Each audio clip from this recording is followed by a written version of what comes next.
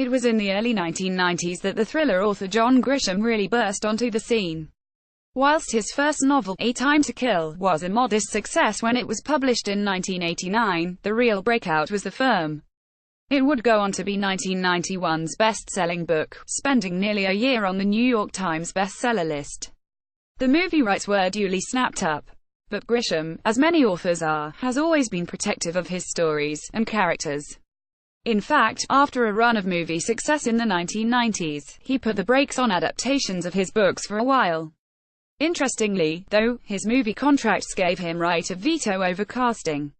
And, as it turned out, Grisham used it quite a few times.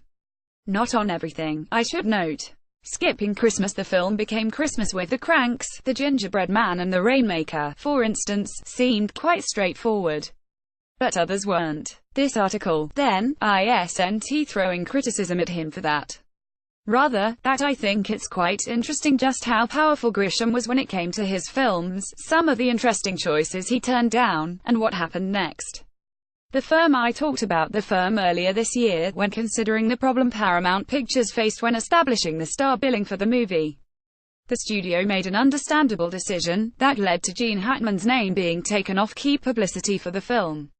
But Hackman's role in the film, that of Avery, was nearly very different. For Paramount liked the idea of the role being female, rather than male. As such, it raised the idea of recruiting Meryl Streep to take on the part.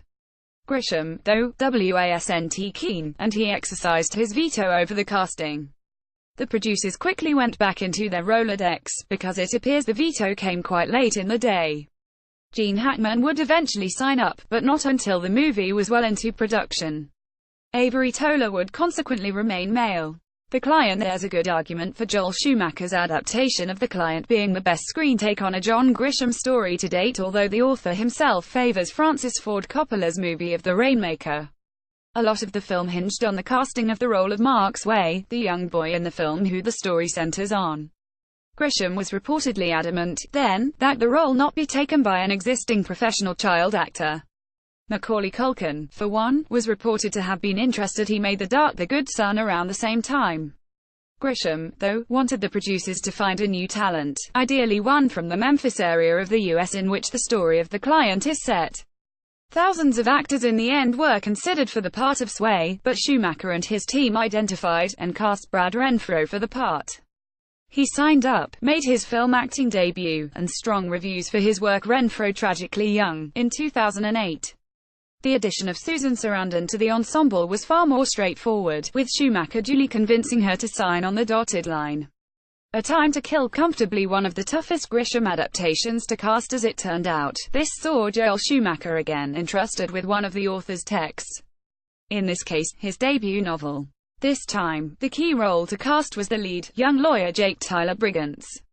A list of names were in the running. Woody Harrelson, then, reportedly lobbied for the role of Jake, but Grisham wasn't keen. This, apparently, wasn't to the pleasing of Schumacher, who was keen to cast Harrelson. Then Kevin Costner was also considered. Costner was interested, but he wanted creative control over the film. That didn't sit well with Grisham, who pushed back against that. Costner opted to depart. Several movie star names were still in the running. Schumacher reportedly, when he was getting on with him, offered the lead role to Val Kilmer whilst they were filming Batman Forever together. Kilmer, though, wasn't interested. Names such as Brad Pitt, Alec Baldwin and Bill Paxton cropped up. But if Grisham didn't veto them, Schumacher did. In the end, the pair settled on a then virtual unknown in the form of Matthew McConaughey. McConaughey had been working on John Sayles' excellent, and little seen, sadly, Lone Star, and had amassed a few solid credits. In fact, he was already on the radar of the A Time to Kill casting team, earmarked for one of the smaller roles in the movie.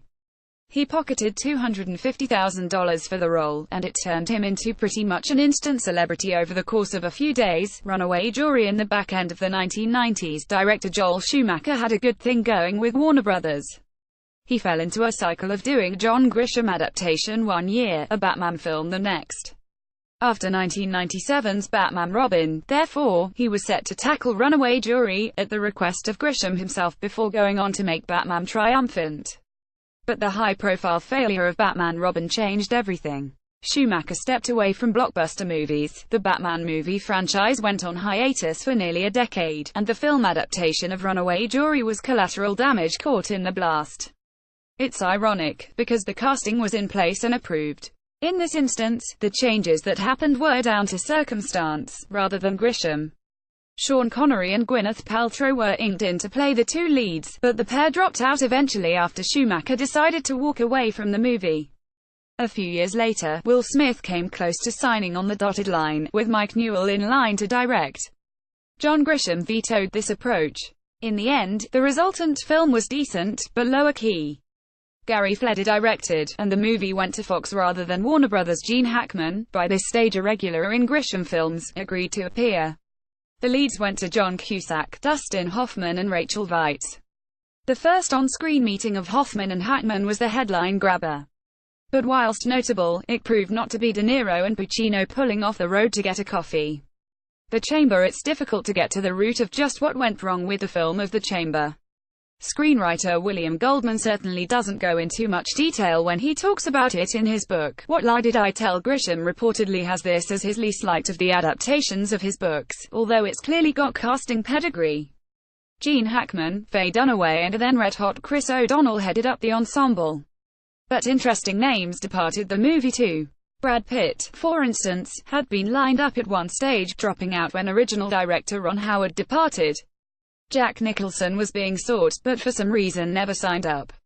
Val Kilmer's casting was announced, and then never happened. And the film, ultimately, quietly left cinemas almost as quickly as it arrived. The partner, the street lawyer with his books, and films based on them, topping charts as the 1990s continued. John Grisham became worried about overexposure on the one hand. But also, there was a frustration with Hollywood, and the business of making films.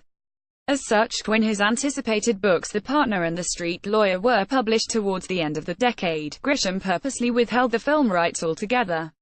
As he told Publishers Weekly back then, the films add another layer of notoriety and stress and hassle that I don't care to deal with. Grisham wasn't happy. For instance, that 1998 film of The Rainmaker, from Francis Ford Coppola, was released as John Grisham's The Rainmaker. "I'll never do it again," he noted in hindsight. The Street Lawyer was eventually filmed as a one-hour TV movie, a pilot for a possible TV show, starring Eddie Cerbrian. Nope, we've not seen it either. And one aside, one piece of casting for a Grisham movie that proved to be very straightforward was the hiring of Julia Roberts to headline 1993's The Pelican Brief. Simple reasoning here, too. Grisham had reportedly written the character in the first place with Roberts in mind. She signed on the dotted line off the back of reading the novel, before seeing a screenplay for the movie. Shed star opposite Denzel Washington, and the movie, directed by Alan J. Pakula, would prove to be a solid hit.